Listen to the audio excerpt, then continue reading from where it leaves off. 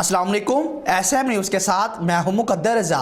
SM news studio में खुशामदीद। खबरों का सिलसिला बढ़ाते हुए खबर शामिल करते हैं। कराची से SSP मलिर इरफान अली बहादुर की हदायत पर SHO कायदाबाद अमीन खोसो ने एक छापामार कार्रवाई के दौरान मंशियात फरोश मुलजिमान को गिरफ्तार कर लिया है। इसी हवाले से बात करेंगे ब्यूरो चीफ जुल्फ़िकार अली से। जुल्फ़िकार, आगाह कीजिएगा इस हवाले से। जी बिल्कुल। SSP मलिर सैयद इरफान अली बहादुर और SP मलिर संघार मलिक की खसूसी हदायत पर SHO कायदाबाद अमीन खोसो ने पुलिस पार्टी के हमरा महरान हाईवे रोड अलियास बस स्टॉप के करीब एक अहम छापामार कार्रवाई की। इस हवाले से SHO कायदाबाद अमीन खोसो का कहना है कि गिरफ्तार मंशियात फरोश मुलजम सलमान के कब्जे से 2 किलो से ज़ायद आला क्वालिटी की चरस बरामद हुई है।